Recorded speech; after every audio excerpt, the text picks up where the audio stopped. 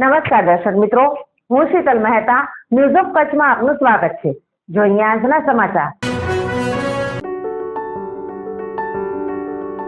નમસ્કાર મિત્રો, આ છે અમારું ઓસ્ટિયોફિક બોન સેટિંગ સેન્ટર ભુજ કે જ્યાં કોઈ પણ પ્રકારની દવા કે ઓપરેશન વગર શરીરના વિવિધ સાંધા તથા મણકાના લગતા દુખાવાની સારવાર મલેશિયાની પ્રખ્યાત બોન સેટિંગ પદ્ધતિ વડે કરવામાં આવે છે, જેમાં કમર તથા ડોકમાં ગાદી ખસી જવાથી થતું કમર કે ડોકનો દુખાવો, ગોઠણમાં ઘસારાને લીધે થતું ગોઠણનો દુખાવો ઉપરાંત ખંભા, કોણી, કાંડાની સારવાર કરવામાં આવે છે, તેમજ ગેસ તથા માથાના દુખાવાની સારવાર પણ કરવામાં આવે છે।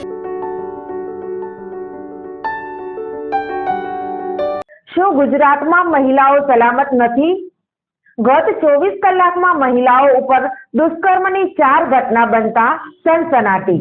મહિલાઓ અને દીકરીઓ માટે સુરક્ષિત કહેવાતા ગુજરાતમાં એક જ દિવસમાં દુષ્કર્મની 4 ઘટનાઓ સામે આવી છે। ગુજરાતમાં એક જ દિવસમાં અમદાવાદ, અમરેલી અને ભાવનગરથી દુષ્કર્મની ઘટના સામે આવી છે। આ ચારેય ઘટના અમદાવાદના વાસણા, અમદાવાદના સાબરમતી વિસ્તાર, અમરેલીના વડિયા અને ભાવનગરના વરતેજ ગામમાં બની છે। આ ઘટનાઓમાં એક યુવતી, 2 સગીરા અને એક માસૂમ બાળકી નરાધમોનો ભોગ બની છે। વડિયાના કુકાવાવ ગામમાં 21 વર્ષની યુવતીને લગ્નની લાલચ આપી 4 વ્યક્તિઓ દ્વારા સામૂહિક દુષ્કર્મ આચરવામાં આવ્યું હતું। બીજા એક કિસ્સામાં અમદાવાદના વાસણા વિસ્તારમાં 12 વર્ષની સગીરા સાથે દુષ્કર્મની ઘટના સામે આવી છે। આરોપીએ સગીરાની માતા સાથે મિત્રતા કરી હતી। મૈત્રી સંબંધના રૂપે તે અવારનવાર ઘરે પણ આવતો હતો। આ દરમિયાન તેની નજર પોતાની મિત્રની 12 વર્ષની બાળકી પર બગડી। સગીરા એકલી હોવાની જાણ થતાં આરોપીએ સગીરા પર દુષ્કર્મ આચર્યું હતું। જો કે સગીરાએ આ બાબતે પિતાને જાણ કરતા સમગ્ર મામલો ઉગાડો પડ્યો હતો।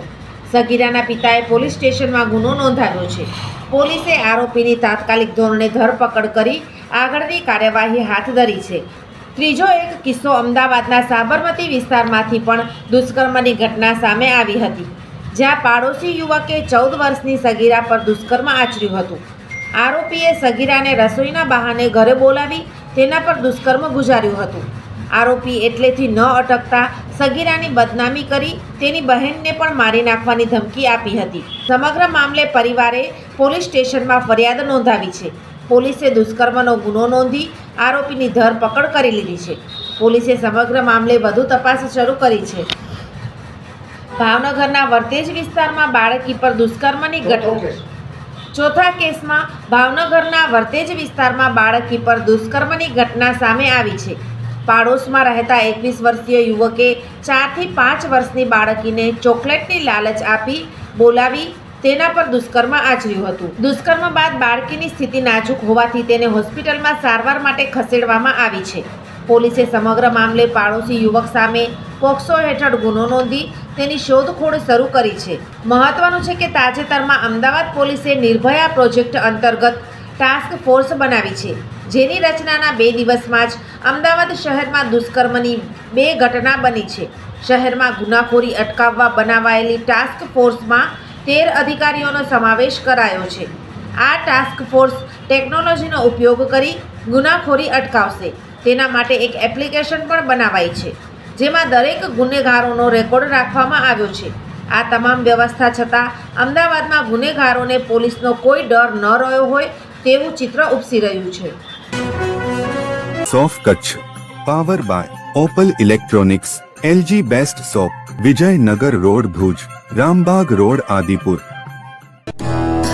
Power by KC jewellers, latest fashion ડિઝાઇનના ઓર્નામેન્ટ્સનો વિશ્વાસપાત્ર શોરૂમ, હોસ્પિટલ રોડ ભુજ।